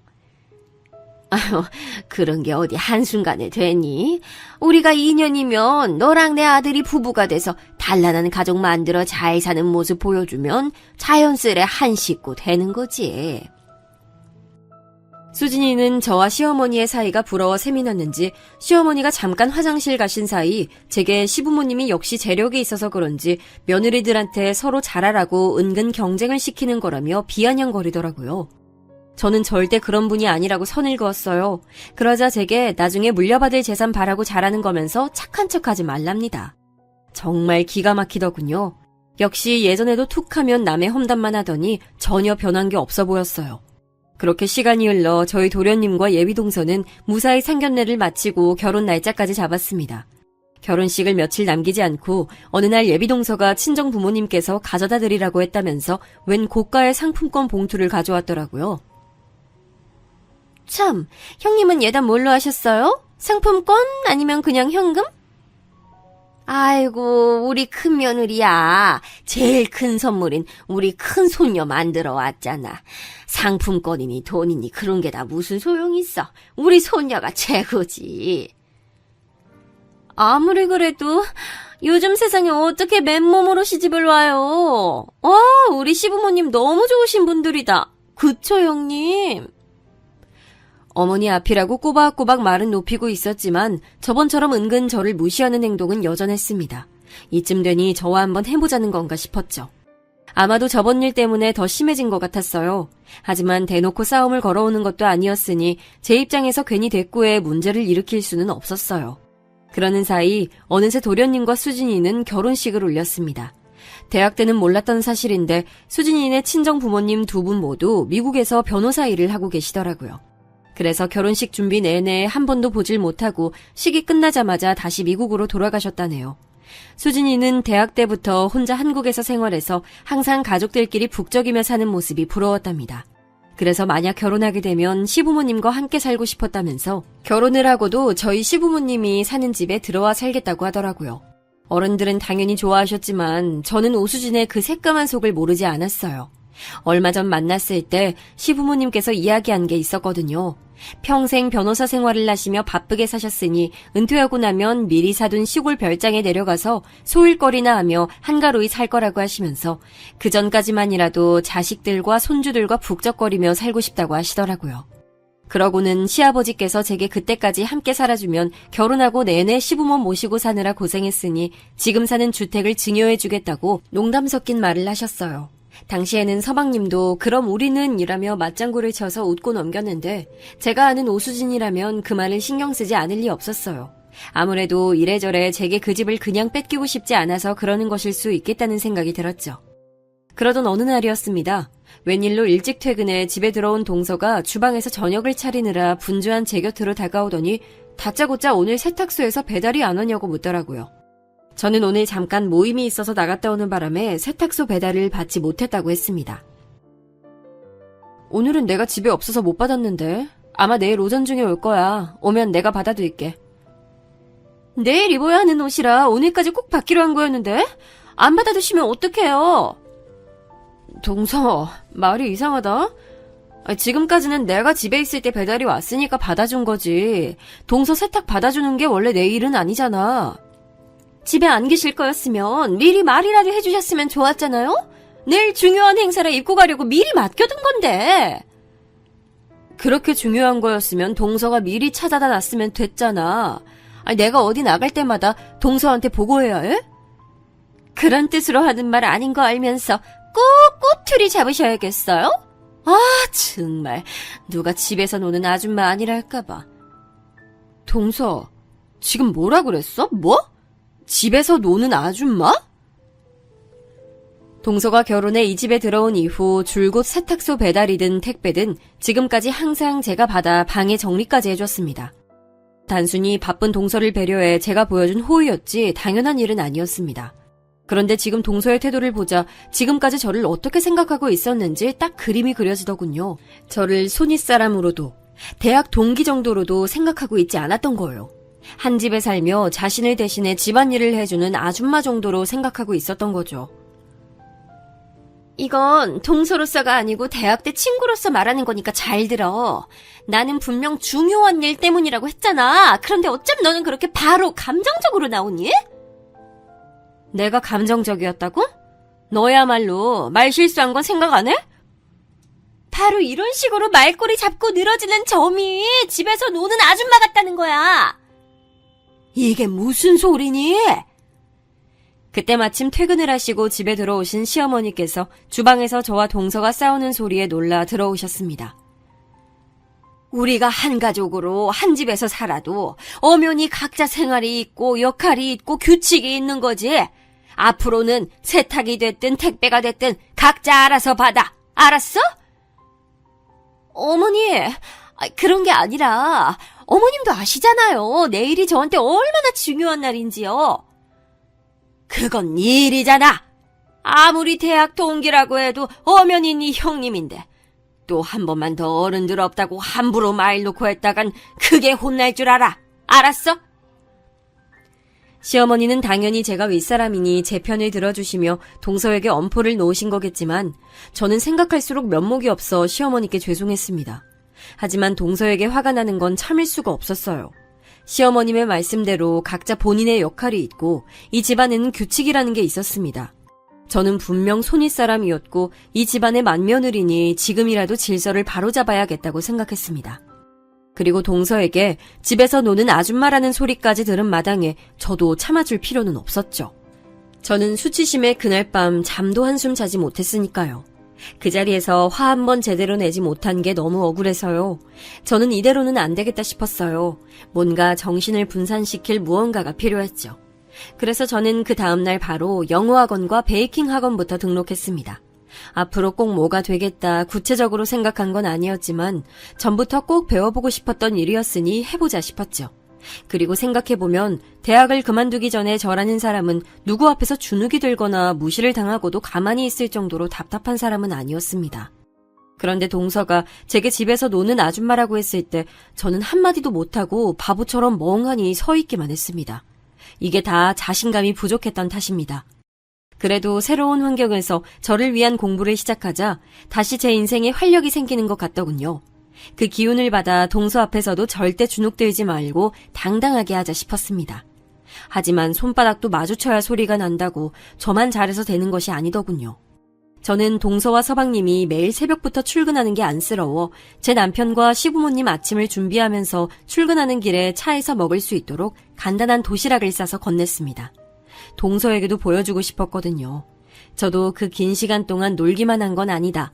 아기 키우며 가정을 돌보는 일이 그렇게 아무것도 아닌 일이 아니다라는 걸 말이죠. 역시나 서방님은 제게 아침마다 잘 먹겠다고 인사했지만 동서는 그 간단한 인사 한 번을 안 하더라고요. 뭐 상관없었습니다. 감사받겠다고 한 행동은 아니었으니까요. 좋든 싫든 이미 가족이 되었으니 한 배를 탄 거나 다름없다고 생각했습니다. 제가 먼저 손윗사람으로서 너그러운 모습으로 다가가면 언젠가는 동서도 저를 형님으로 인정하고 존중해주는 날이 올 거라 믿었습니다. 그런데 그러던 어느 날이었습니다. 시부모님께서 결혼기념일을 기념해 주말에 두 분이 여행을 가셨습니다. 그래서 주말은 저희 식구와 동서 부부네만 집에 있었죠. 동서와 다툰 이후로 제대로 마주하는 건 오랜만인데다가 어른들도 안 계셨으니 아무래도 집안 분위기가 어색했습니다. 그런데 지금까지 제가 매일 아침 도시락을 싸줬어도 한번 먼저 말을 거는 법이 없던 동서가 웬일로 먼저 저와 남편에게 술 한잔 하자고 하더라고요. 본인도 잘못한 게 있었으니 계속 이렇게 지낼 수는 없겠다 싶어 이제서야 제게 사과를 하나 보다 싶었죠.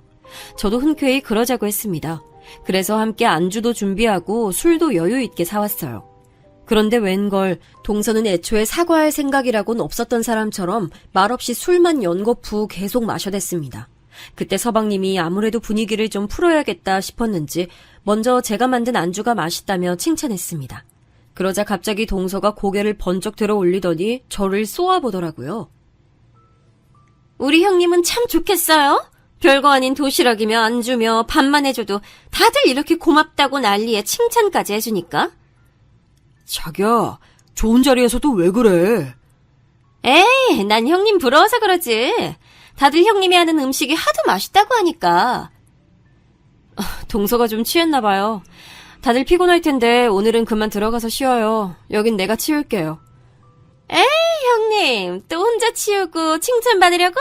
안 되겠다. 이번엔 내가 다 하고 내가 예쁨 받을래요.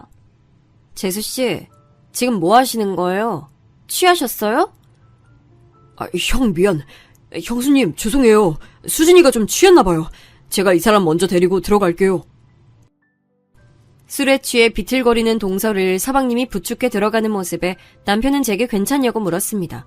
재수씨가 저런 술버릇이 있을 줄은 몰랐다면서요.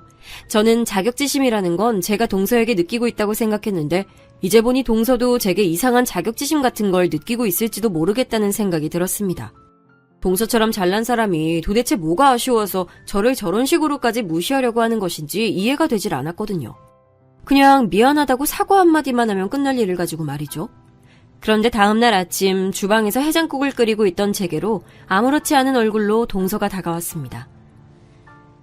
형님도 어제 술 드셔서 힘드실 텐데 좀 더 주무시지 그랬어요? 누가 보면 뭐 월급 받고 하는 일인 줄 알겠어요? 아침부터 또 시작이었습니다. 동서는 도대체 왜 저렇게 밉살스러운 소리를 자꾸만 해대는 걸까요? 동서야말로 피곤할 텐데 좀 더 자지. 왜 이렇게 일찍 일어났어? 저는 형님이랑 다르잖아요. 평소에 일한다는 핑계로 집안일 안 한다고 시어머니며 아주버님까지 은근 눈치 주시는데 쉬는 날이라도 일찍 일어나서 좀 거들어야죠. 듣고 보니 동서도 어쩌면 제가 모르는 사정이 있었을 수도 있었겠다 싶었습니다. 동서나 서방님 둘 다 변호사인 건 똑같았고 오히려 동서가 경력이 많아 일도 훨씬 많았는데 시댁에 함께 산다는 이유만으로 집에 있으면 살림은 대부분 동서가 도와야 했으니 억울할 수도 있겠다 싶었습니다. 일도 많이 바쁠 텐데 시댁에서 시집살이까지 하느라 고생 많지? 앞으로는 내가 도와줄 수 있는 건 다 도와줄 테니까 언제든지 필요하면 말해. 형님이 도와주실 수 있는 거라? 뭐가 있을까요? 안 그래도 청소할 시간이 없어서 시간제 도움이라도 부르려고 했는데 괜찮으시면 형님이 좀 대신해 주실래요? 그럼 그렇지. 잠시라도 저와 동서가 어쩌면 같은 편일지도 모르겠다는 생각에 잠깐의 기대를 해봤지만 역시나 착각이었습니다. 동서는 그냥 심보가 뒤틀릴 대로 뒤틀린 고약한 성미를 가진 사람이었어요. 동서, 자꾸 왜 그래? 나도 동서 다 마음에 드는 거 아니지만 우리가 이미 가족으로 만난 이상 최소한 잘 지내려고 노력은 해봐야 하는 거 아니야? 대학 때부터 착한 척, 성실한 척, 내숭 떨면서 애들 선동하고 잘난 척하는 건 익히 잘 알고 있었는데 어쩜 결혼해서도 그렇게 똑같아? 시댁 식구들 앞에서까지 꼭 그렇게 착한 척을 해야겠어? 뭐? 동서, 어머님 말씀 잊었어? 어른들 없을 때도 말 넣지 말고 집안 질서대로 하라고 하신 거. 새파랗게 어린 게 빨랑 까져서는 사고쳐서 결혼한 게 무슨 자랑거리라고. 먼저 결혼 좀 한 걸 가지고 자꾸 형님 흉내를 내? 동서의 말하는 모양새를 보아하니 처음 시댁에 인사 왔을 때부터 이미 저와 대학 때 사이가 썩 좋지 않았다는 것도 알고 있었는데 지금까지 모르는 척하고 있었던 것 같더라고요. 내숭을 떠는 건 제가 아니라 본인이면서 도대체 무슨 소리를 하는 건지 모르겠더군요. 너 대학 때 있었던 일 다 기억하고 있었구나. 그때 족보 돌린 거 나라고 한 것도 너 맞지? 그걸 이제야 알았어? 그 족보 돌린 거 나야. 근데 네가 자꾸 잘난 척 재수없게 굴길래 일부러 교수님한테 네가 그런 거라고 내가 거짓말했어. 뭐? 너 진짜... 내가 그때 그 교수님한테 찍혀서 내내 학점 망해서 얼마나 속상했는데 그런 짓을 일부러 했다고? 어차피 임신해서 학교도 졸업 못했으면서? 너한테 학점이 무슨 소용이라고 개오바야. 뭐 개오바? 있지도 않은 일을 가지고 교수님까지 속여서 아무것도 모르는 사람을 곤란하게 만들어놓고 너 진짜 뻔뻔하다. 저는 동서의 뻔뻔함에 기가 차서 말문이 떡하니 막혀버렸습니다. 결혼하고 지금까지 저에게 저렇게 막무가내로 굴고 싶었을 텐데 시부모님이나 가족들 앞에서 참느라 얼마나 힘들었을까 싶더군요. 그리고는 서방님이 주방으로 나오자 금방 아무 일도 없었던 것처럼 입을 딱 다물더라고요. 그리고 며칠 뒤 아무래도 제가 식구들에게 대학 때 일을 이야기라도 할까봐 걱정됐는지 제 방에 찾아와서는 다 지난 일이고 자신도 옛날 일에 대해 많이 반성하고 있으니 잊어달라며 갑자기 180도 달라진 태도로 나오더라고요. 순간 옛날 일을 가지고 따져 물은 제가 민망할 정도로 정중하게 말이죠. 그래서 저도 다 지난 일을 끄집어내 가족들에게까지 말할 생각은 없었다고 걱정하지 말라고 이야기하며 앞으로 잘 지내자고 했습니다. 그런데 그 자리에서는 분명 동서도 잘하겠다고 말해놓고서는 또 얼마 지나지 않아 동서의 만행은 다시 심해지더군요. 시부모님이나 가족들이 없는 자리에서는 아예 저를 형님은커녕 가족 취급도 하지 않으면서 저를 노골적으로 무시하기 시작했어요. 하루는 명절을 앞두고 둘이 함께 장을 보러 간 적이 있었습니다. 그런데 장을 보는 내내 동서는 아무 말도 없이 카트만 끌고 다니더라고요. 그래서 저는 동서에게 시부모님이 좋아하시는 메뉴나 명절 때 주로 만드는 반찬 같은 걸 이야기해줬습니다. 동서도 저희 식구니 당연히 알고 있어야 한다고 생각했으니까요. 그런데 동서는 들은 척도 안 하면서 계속 카트만 밀고 다니더라고요. 저는 그런 동서의 태도에 기분이 나빠 결국 저를 무시하는 동서의 앞을 가로막으며 카트를 세게 붙잡아 멈췄습니다. 그리고 내 말이 안 들리냐고 언성을 높였죠. 무식하게. 사람들 많은 데서 왜 소리를 지르고 그래? 못 배운 거 티내니? 동서, 자꾸 정말 이럴 거야? 내가 동서한테 뭘 어쨌다고 이래? 너는 끝까지 동서 하면서 어지간히 나한테 형님 취급받고 싶은가 본데. 어쩌지? 나는 널 내 손윗사람으로 생각하질 않는데. 나라고 너랑 이렇게 한 집에서 지내는 게 좋아서 그러겠어? 어차피 이미 한 식구 됐으니 싫어도 할 도리는 하고 살아야지. 도리? 살림도 척척 잘하고 애도 법대까지 보낼 정도로 잘 키우는 너나 이 집 맏며느리로서 도리해. 난 그딴 한찮은 일 할 생각 전혀 없으니까. 하찮은 일이라고? 저는 참아보려고 했지만 그만 눈물이 왈칵 쏟아지고야 말았습니다. 동서가 저를 싫어해서 상처를 주려고 작심하고 하는 소리라는 걸 알면서도 참아지지 않았죠. 저는 마트에서 장도 보지 못한 채 그대로 집으로 돌아왔습니다. 그리고 며칠을 알아누웠어요. 시부모님과 남편은 도대체 무슨 일이냐고, 장도보다 그냥 올 정도로 아픈 거면 병원에 가봐야 하는 거 아니냐고 걱정했지만 저는 몸이 아픈 게 아니라 동서 때문에 화병이 난 것이라고 말했죠. 사실 동서가 처음 만났을 때부터 은근 저를 무시했었는데 그때도 저는 괜한 자격지심 때문에 착각한 것이라 여기며 넘어갔다. 그런데 마트에서는 아예 저를 대놓고 무시했다고 사실대로 얘기했어요. 그리고 도저히 저는 동서와 함께 살 수 없다고 말했죠. 제 말 한마디에 순식간에 집안 분위기는 싸늘해졌습니다. 시부모님께서도 화가 많이 나신 것 같았어요. 명절날 며느리들끼리 싸움이 난 것도 말이 안 되는데 어디 감히 손아래 동서가 손위 동서를 무시하고 문제를 일으키냐면서요. 저도 일을 이렇게까지 만들고 싶진 않았지만 어쩌겠습니까. 저는 지금까지 최대한 많이 참고 동서와 어떻게든 잘 지내보려 노력했습니다. 하지만 그런 제 노력을 다 물거품 만들어버린 건 항상 동서였죠. 저는 동서가 제게 사과를 할 때까지 다신 말도 섞고 싶지 않다고 했어요. 그런데 갑자기 이를 들은 동서가 바닥에 주저앉더니 눈물을 흘리며 울분을 토해내더군요. 뜬금없이 제가 일찍 결혼해서 예쁜 아이도 낳고 어머님 아버님의 사랑을 독차지하는 게 부러워서 그랬다네요. 사실 저도 결혼하고 내내 노력은 하고 있는데 제 마음처럼 아이가 생기질 않아서 스트레스를 많이 받았나 봐요. 형님, 제가 실수했어요. 너무 죄송해요. 처음 듣는 이야기였습니다. 제가 알기론 분명 동서는 전혀 아이를 낳을 생각이 없는 걸로 알고 있었는데 갑자기 이런 상황에서 아이가 생기지 않아 스트레스라니요. 분명 지금 이 상황을 벗어나기 위한 핑계로 밖엔 들리지 않았습니다. 하지만 그런 사정을 알 리 없는 가족들은 동서의 말을 다 믿는 눈치였죠. 둘째야, 우리가 손주가 보고 싶은 마음에 너를 너무 힘들게 했구나. 절대 널 힘들게 하려고 그런 거 아니야. 안 생기면 할 수 없는 거지. 그래, 네 시어머니 말이 맞아. 아이 문제로 절대 스트레스 받을 필요 없어. 너희 부부만 행복하게 잘 살면 우린 그걸로 됐어.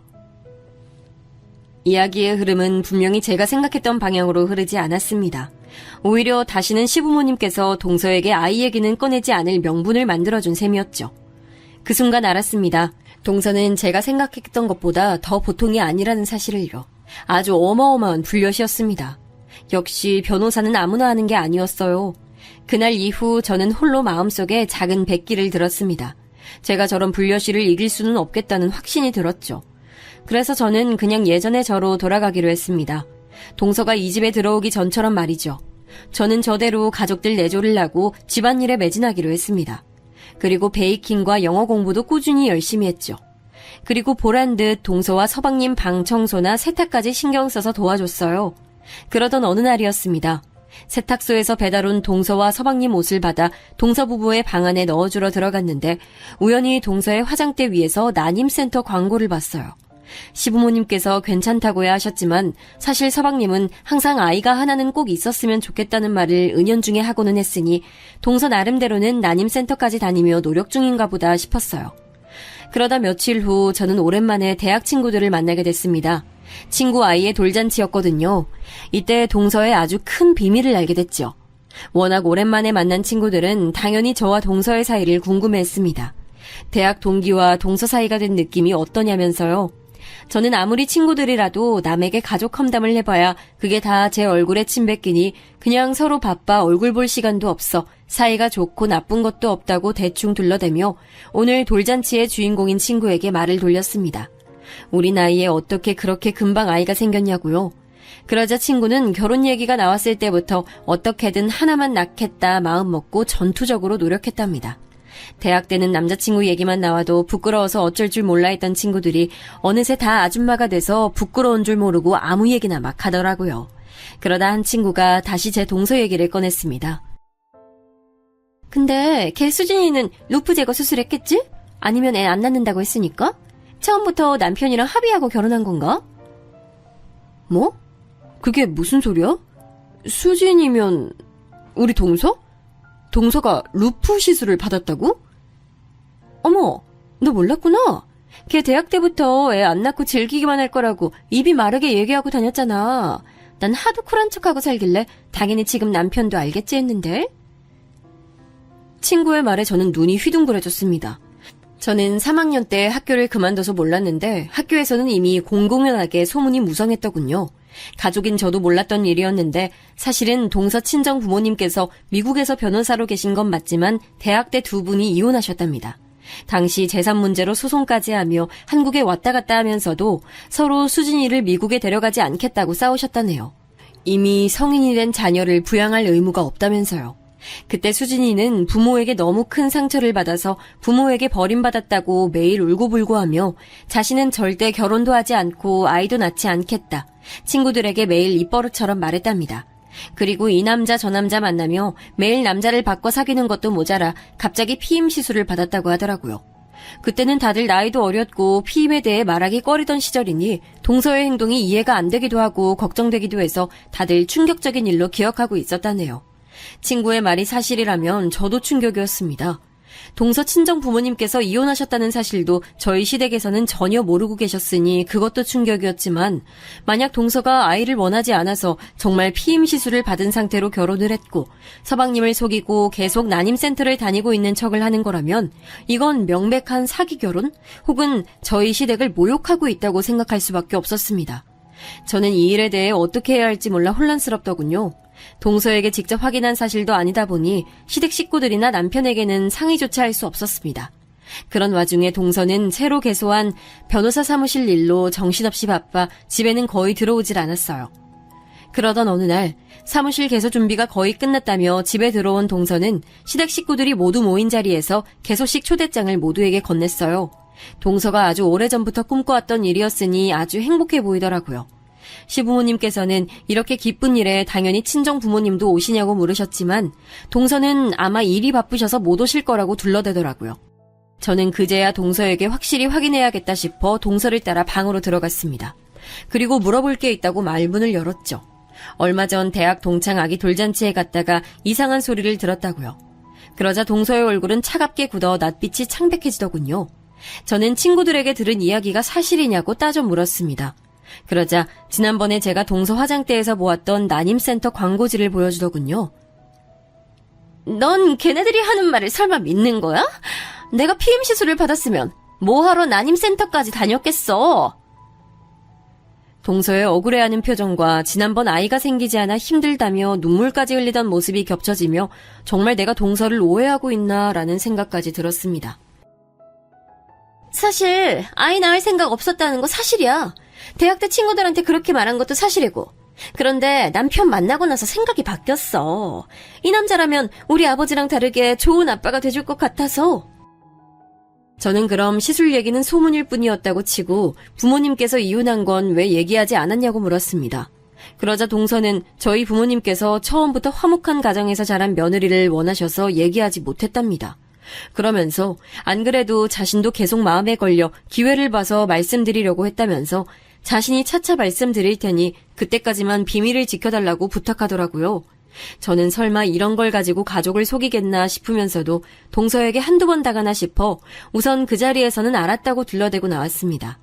그리고 며칠 후 동서 방에서 보았던 난임센터를 찾아가 보기 위해 다시 난임센터 광고지를 확인하러 동서 방에 들어갔어요. 저도 이렇게까지 해야 하나 싶었지만 막상 들어가 보니 잘했다 싶었습니다. 난임센터에 확인할 필요도 없이 난임센터 광고지를 뒤적이던 순간 안에서 웬 종이 하나가 떨어지더라고요. 열어서 확인해보니 다름 아닌 루프 재시술 진단서와 시술 영수증이더군요. 전해한 시술 기간이 지났는지 동서가 재수술은 했나 보더라고요. 역시나 제 예상대로 동서가 제게 둘러댄 말은 거짓이었습니다. 이제는 확실한 증거까지 제 눈으로 확인한 마당에 어떻게 하면 좋을까 고민하던 중 동서 사무실 개소식 날이 다가왔습니다. 저는 그래도 좋은 일이니 축하해주고 싶은 마음에 없는 솜씨를 부려 각종 쿠키와 다과를 직접 만들어 갔습니다. 그런데 제가 또 간과하고 있던 게 있더군요. 오수진, 제 하나뿐인 동서가 제가 생각한 것보다 훨씬 더 사악하고 못된 년이라는 걸 말이죠. 글쎄, 개소식 입구부터 안내 직원들이 서 있는데 저를 보자마자 못 들어가게 막아서더라고요. 명분은 법조인이 아닌 사람은 들어올 수 없다는 게 이유였습니다. 저는 너무 기분이 상해서 어쩔 줄 모르고 서 있었는데 글쎄 동서가 팔짱을 켠 채 성큼성큼 제 앞으로 걸어오더라고요. 형님! 와, 진짜 여기로 왔네요? 근데 어쩌죠? 오늘은 법조인들끼리만 모이는 자리라 그만 돌아가 주셔야겠어요? 동서, 정말 해도 너무한다. 어떻게 나한테 이럴 수 있어? 왜요? 형님이 제 비밀 좀 쥐고 있다고 해서 제가 형님 말에 덜덜 떨면서 떠받들어 모셔야 돼요? 그런 뜻 아니잖아. 동서 개소식 날인데 가족인 내가 못 들어간다는 게 말이 돼? 가족? 피 한 방울 안 섞인 우리가 어떻게 가족이에요? 시부모님 돌아가시면 남남인데. 동서는 정말 없던 정까지 뚝뚝 떨어지게 한다. 그래도 이건 동서 축하해주려고 만든 거니까 이거라도 가지고 들어가. 나 갈게. 아, 진짜 답답하게. 말귀 못 알아먹어? 착한 척 좀 그만해요. 도대체 이딴 걸 누가 먹는다고? 제발 낄 때 안 낄 때 구분 좀 하죠? 그때 쾅! 눈으로 보고 귀로 들어도 정말 믿을 수 없는 일이 벌어지고 말았습니다. 동서가 글쎄 제가 만들어 온 디저트를 손으로 밀어버려서 바닥에 모두 다 쏟고 말았습니다. 저는 정말 참고 참아보려 했습니다. 하지만 제가 끝까지 잡고 있으려던 이성의 끈이 결국 끊어지고 말았어요. 저는 그대로 달려들어 재수없는 동서의 뺨따구를 세게 날려줬습니다. 그리고 그대로 머리끄댕이를 잡아 밀치고 바닥에 눕혀 마구 머리를 흔들었어요. 그 순간 소란스러운 소리에 개소식에 왔던 손님들은 물론 저희 시댁 식구들까지 모두 다 밖으로 나와 저희를 뜯어 말렸습니다. 저는 끝까지 동서의 머리카락을 쥐고 흔들며 소리를 질렀어요. 어머니, 인연이 우리 가족을 다 속였어요. 친정 부모님은 진작 예전에 이혼하셨고 애를 가질 생각도 없어서 피임 시술을 하고도 난임센터 다니는 척 연기하며 서방님과 시부모님을 기만한 년이라니까요? 그 자리에 있던 사람들은 다들 슬슬 자리를 피했고 저희 시댁 식구들은 모두 놀라 입을 벌리고 있었습니다. 그리고 동서는 자리에 주저앉아 엉엉 소리를 내며 어린애처럼 울음을 터뜨렸어요. 동서의 법조인 지인들이 잔뜩 모인 그 자리에서 시부모님은 세상 살다 너처럼 음흉한 애는 처음 봤다면서 매몰찬 얼굴로 사무실을 나와버리셨어요.